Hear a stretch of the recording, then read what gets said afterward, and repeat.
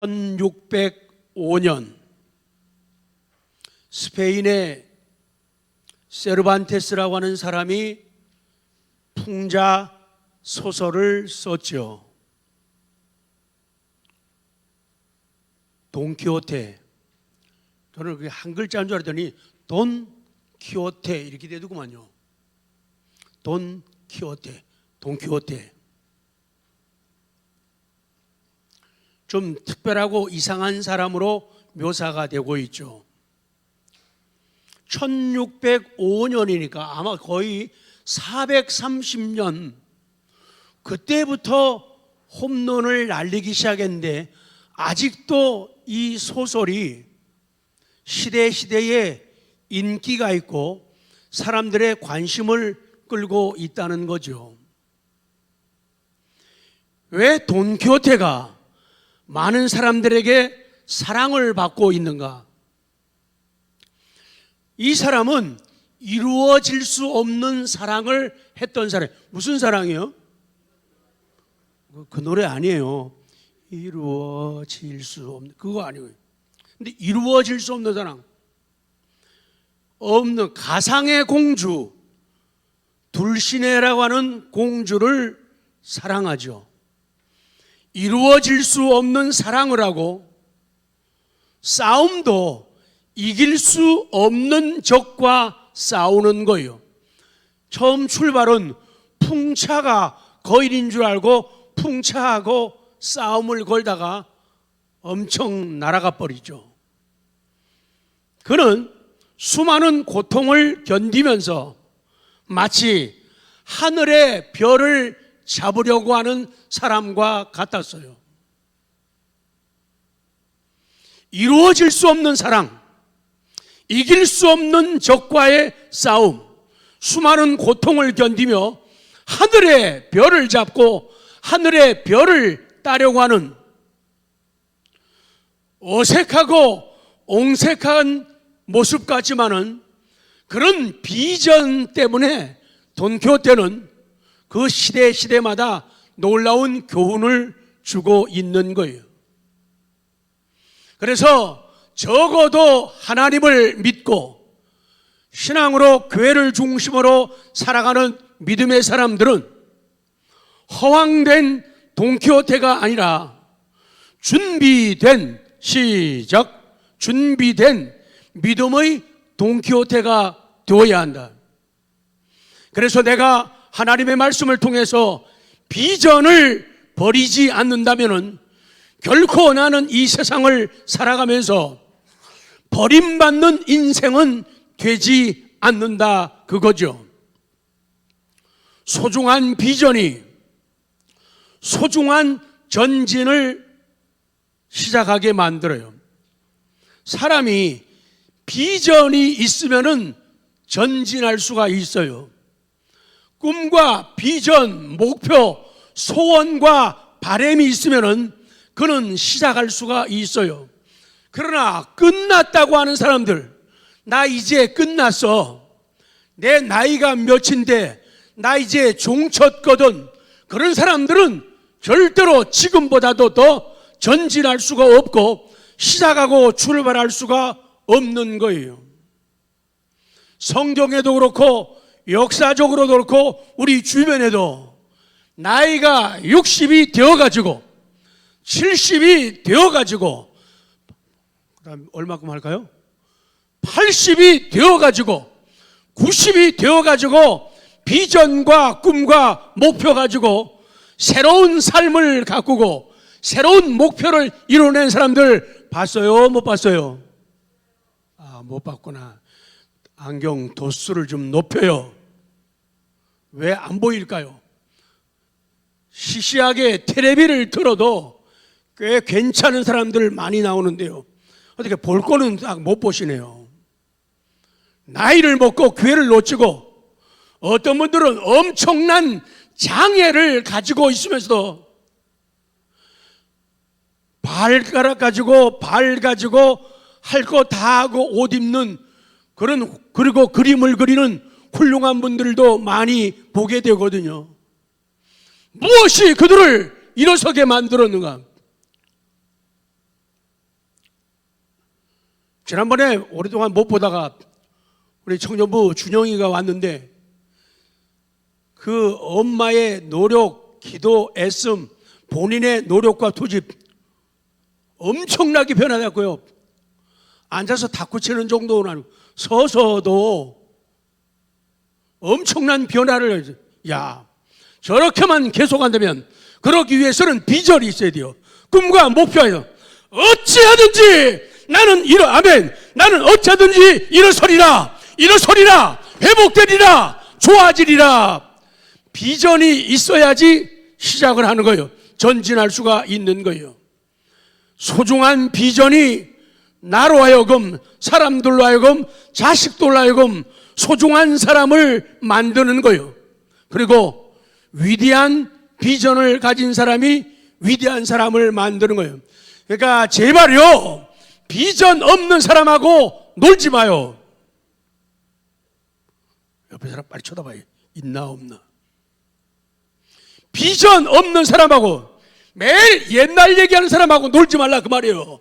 매일 지금 얘기하고 내일 얘기, 미래 얘기, 그 얘기하는 사람하고 놀라는 거예요. 그는 비전이 있다 그 말이죠. 내일을 얘기하는 사람, 매일 지나간 얘기 1년, 3년, 5년, 10년 전 얘기를 아직까지도 끄집어내는 사람들은 소망이 없는 사람들이에요. 왜? 비전이 없으니까 옛날 얘기만 하는 거예요. 비전이 있으면 옛날 얘기가 줄어드는 거예요. 없어지는 거예요.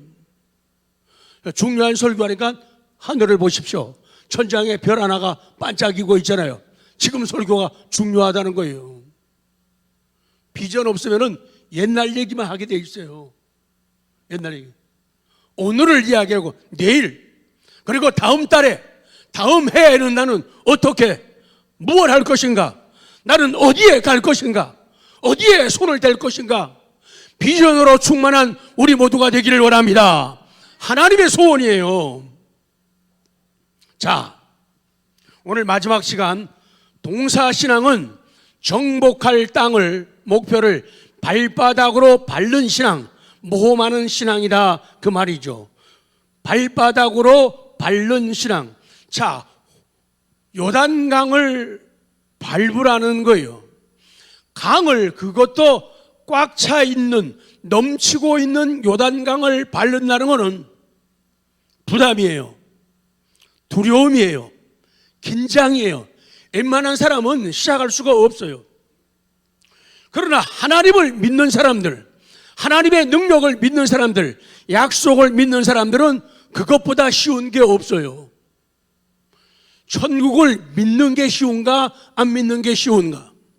십자가를 지는 게 쉬운가, 도망다니고 숨어버리는 게 쉬운가? 답은 명쾌하게 나옵니다. 좁은 길을 걸을 것이냐, 넓은 길을 선택할 것인가, 선택하는 거 너무 쉬운 문제예요.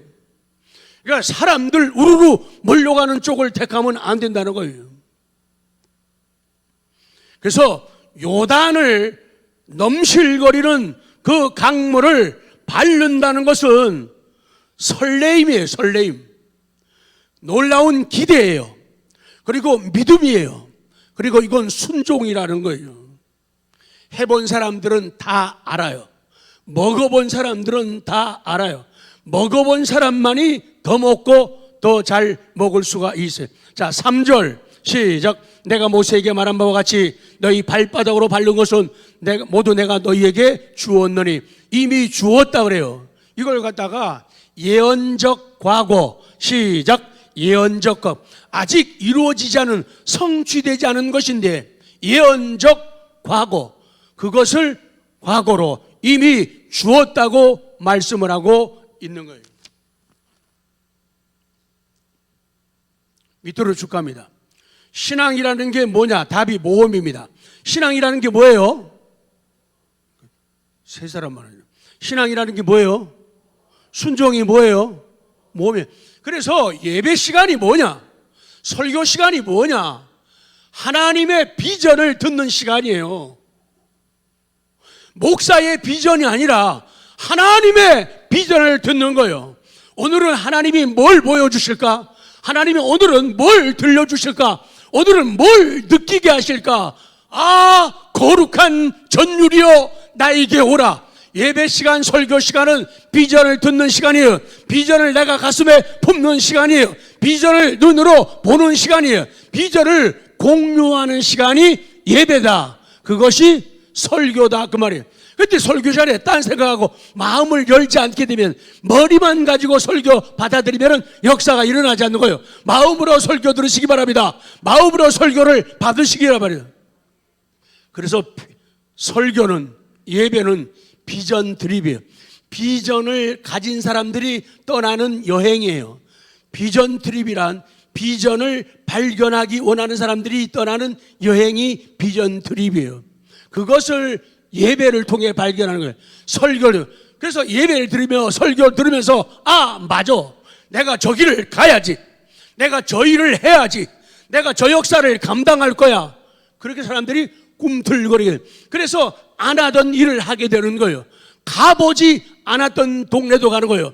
가보지 않았던 나라도 가게 되는 이유가 바로 그렇게 된다 그 말씀이에요.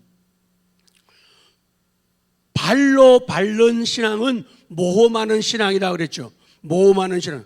모험이라고 하는 말이 어드벤처, 시당. 어드벤처, 시작. 아니 참 진짜 안 변하시네요. 그리고 조금 금방 변했다가 좀 다시 옛날로 돌아가요. 훈련이 안 돼서 그래요. 참, 제가 목회한 교회 가운데 유일한 교회, 여기밖에 안 했으니까. 참, 진짜 대단해요. 어쩌면 그렇게 안 변할까? 지금부터 변하면 된다. 자, 모험이라는 게 영어로 뭐예요? 어드벤처. 그래서 애들이 뭐 가는 데마다 어드벤처, 그 모험하는 그런 데가 참 많이 있어요. 그래서 우리 신앙의 재미를 가지려면은 어드벤처를 타야 돼요. 모험이라고 하는 차를 타야 돼요. 그러면은 뭐를 만나는가 하면은 디스커버리를 만나는 거예요. 디스커버리가 뭐예요? 발견. 그래서 어드벤처, 모험이라는 차를 타게 되면은 사람은 디스커버리, 발견이라고 하는 그런 은혜를 가지게 되는 거예요. 여러분, 후반기에 어떤 신앙이 되겠습니까? 후반기에 하나님의 일을 어떻게 하겠습니까? 그냥 전에처럼 계속 안 하실 겁니까? 해야 되잖아요. 어떻게 하나님의 일을 돕겠습니까? 어떻게 성도들을 도와주겠습니까? 어떻게 목사를, 사역을 돕겠습니까? 어떤 목적을 이루기를 원합니까? 어떤 목적지에 도달하기를 원합니까? 어떤 업적을 남기려 합니까? 그렇다면 발바닥으로 요단 강물을, 위기같이 느껴지는 강물을 밟으라는 거예요. 그것도 설렘을 가지고. 맨 처음 생각나십니까? 우리나라의 스카이워크, 낭떠러지 같다가 바닥에 유리로 만들어 놓고 스카이워크 만들어 놓고는 돈을 더 받아요. 근데 저도 맨 처음에는 그거 부담스럽더라고요. 그러니까 옆에 믿음 좋은 사람이 있어야 돼요. 저하고 저희 사람 누가 먼저 스카이워크 얼음 유리 위를 걸었을까요? 어떻게 하셨어요? 그래요. 근데 거기를 몇십 년 전에 미국 갔을 때 거기를 걷더라고요. 근데 못 걷겠어요. 저는 다리가 막 후들후들 떨리고 말이에요. 뭐. 근데 그 기도했어요. 한 3, 40년 전. 하나님, 저거를 믿어야지. 안 믿으면 제게 믿음, 담대함을 주십시오. 그래갖고 건넜어요.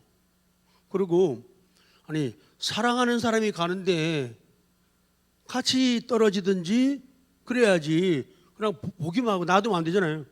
그러면 유리 깨져갖고 떨어질 때 붙잡아줘야 될 거 아니에요, 얘가. 사람이 담대함, 그 순간이거든요.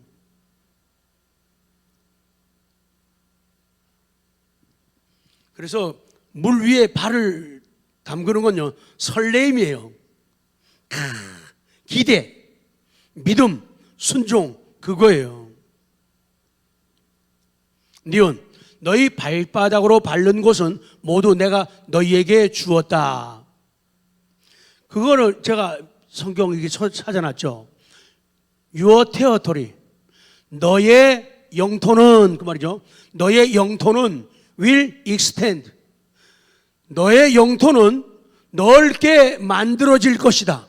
너의 영토는 크게 그러니까 하나님께서 그 모든 것이 다 너희의 넓은 영토가 되겠다. 그렇게 말씀하는 거예요. 디귿, 이스라엘의 승리의 원인을 말씀합니다. 그거 하나님이 함께 하심 5절 선포 시작. 내 평생에 너를 능히 대적할 자가 없으리니 내가 모세와 함께 있었던 것 같이 너와 함께 있을 것임이니라.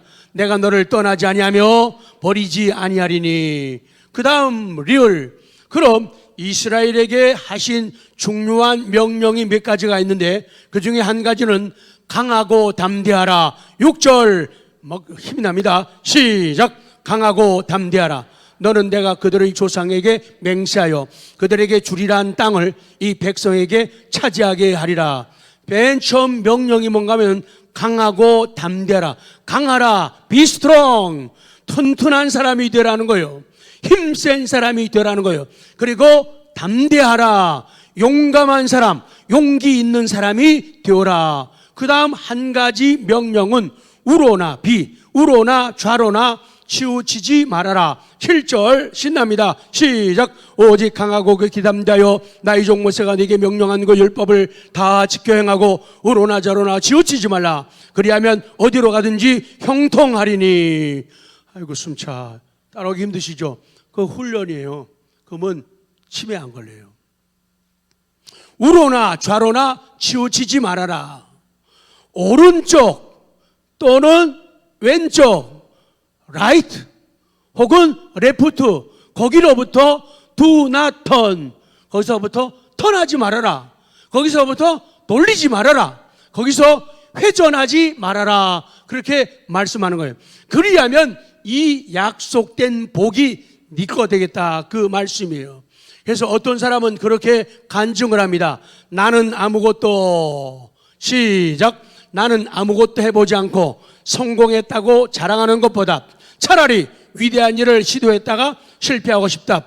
나 대신에 자기 이름, 나 지태영이는 시작. 나 지태영이는 아무것도 해보지 않고 성공했다고 자랑하는 것보다 차라리 위대한 일을 시도했다가 실패한, 나 아무것도 안 하고 가만히 있었는데 잘 됐거든. 그것보다도 차라리 위대한 일을 시도하라. 그리고 차라리 실패하는 것, 그것이 더 낫다. 그 실패한 그 자리에서 하나님이 역사하신다. 하나님이 도우신다. 그 말씀이에요. 사랑하는 성도 여러분, 세월이 정말 빠릅니다. 나의 인생, 나의 건강, 내가 가지고 있는 물질, 내가 가지고 있는 재능, 내가 가지고 있는 체력, 내 가진 외모가 길지 않다는 걸 알아야 돼요. 우리 고백 한번 나누죠. 목사님도 한때 대안이셨죠. 해봐요. 시작. 저도 한때는 이 시대의 대안이었습니다. 작은 길이지만은, 작은 일이지만은 한 길로만 여러분과 함께 결국은 85년부터 여기까지 한눈 팔지 않고 온 거예요. 만약에 다른 생각했더라면 우리 한빛은 존재하지를 않았죠. 근데 세월이 많이 지났어요.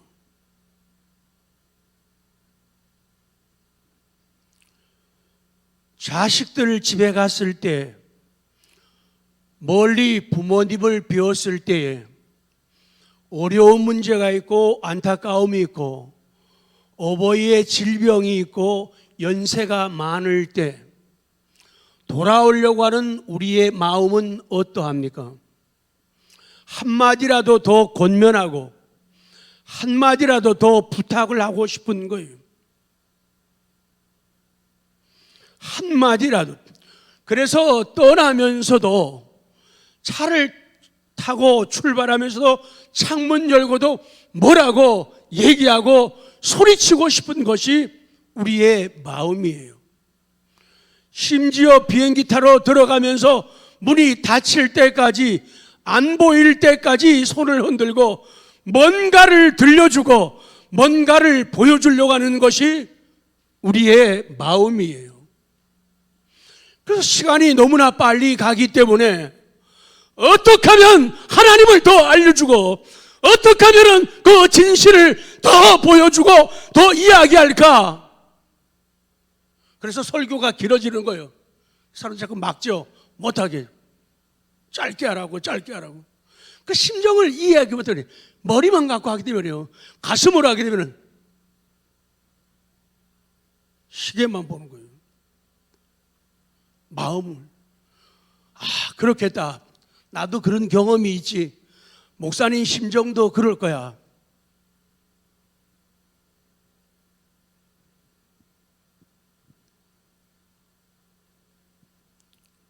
그래서 제가 일부 예배 때도 행사할 때는 목양실, 화장실을 딴 사람 같이 쓰지만은 그냥 보편적으로 얘기할 때는 저 혼자 쓰는 거죠. 좀 지나면은 저는 저 화장실을 쓸 수가 없죠. 왜? 다른 분이 써야 되기 때문에. 그 때문에 저기 들어갈 때는 딴 데는 다 공유하니까 하는데 그런 마음을 많이 가져요. 그러니 그런 상황에서 더 기도가 진해지고 정말 잘 살아야겠다, 잘해야겠다 마음을 들어요. 고민은 참 많고 기도는 계속됩니다.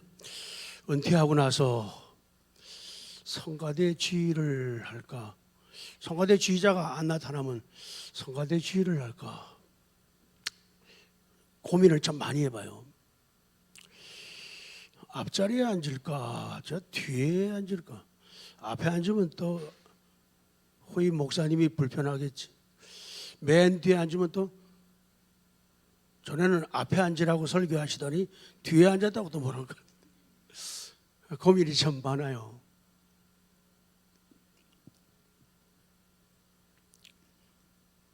이제는 이스라엘 백성들처럼 일어나라, 건너라, 전진해라. 그리고 발로 밟는 모험적 신앙을 계속하라. 그래서 요건 작게 할게요. 제발 인생과 신앙의 왕자병에서 벗어나십시오. 내가 제일, 내가 중심, 내가 주인공, 이 왕자병에서 벗어나고 그 공주병에서 벗어나야 돼요. 나는 귀한 사람이야.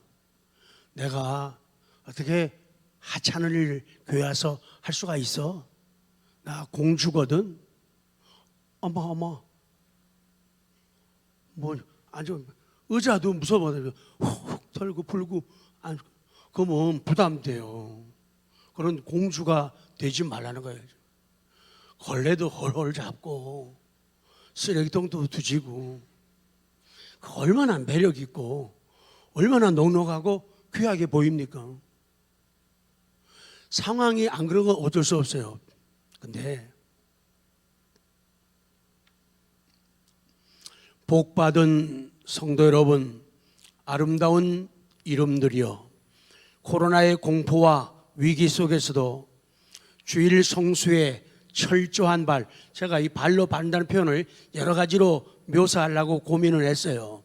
주일 성수의 철저한 발을 내딛는 모습, 11조의 정확한 걸음을 내딛는 모습, 감사의 넓은 걸음을 찍는 모습, 식사 봉사에 땀나는 걸음을 걷는 모습, 교회 청소에 숨찬 걸음을 옮기는 모습, 가족 구원에 젠 걸음을 계속하는 모습, 헤븐스드 선교회를 위해 기도와 물질과 재능을 심는 모습, 단기 선교에 대한 발자취를 남기는 모습, 다 아름다운 모습이고 복 있는 모습이고 사는 날 동안에 발로 밟아야 할 일들이다, 그 말씀이에요.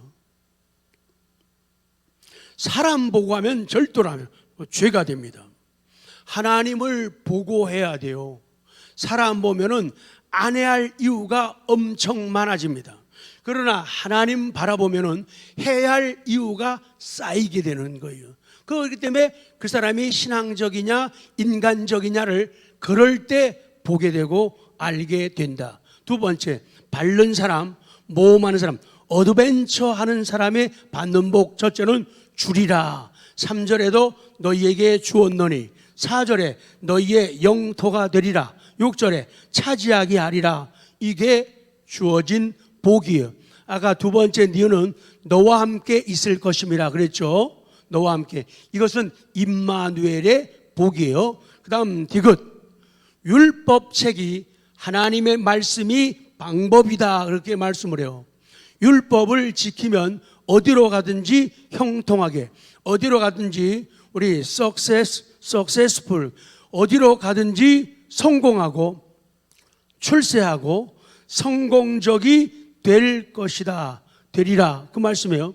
그 다음에 율법책을 지켜 행하면 평탄하고 형통하리라. 8절 욕심을 내고 시작. 이 율법책을 내 입에서 떠나지 말게 하며 주야로 그것을 묵상하여 그 안에 기록된 대로 다 지켜 행하라. 그리하면 네 길이 평탄하게 될 것이며 내가 형통하리라. 아멘. 그래요.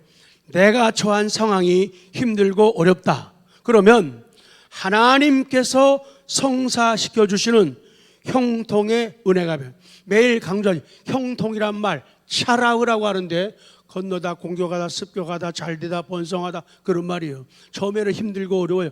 그래서 고난과 역경의 요단강물을, 어떤 바다를 내가 그것을 건너가는 거예요. 그리고 적들을 공격하고 어려움을 습격하는 거예요. 그리고 잘되고 좋아지는 걸 갖다가 형통, 차라우, successful, 이렇게 성경은 말씀하고 있는 거예요.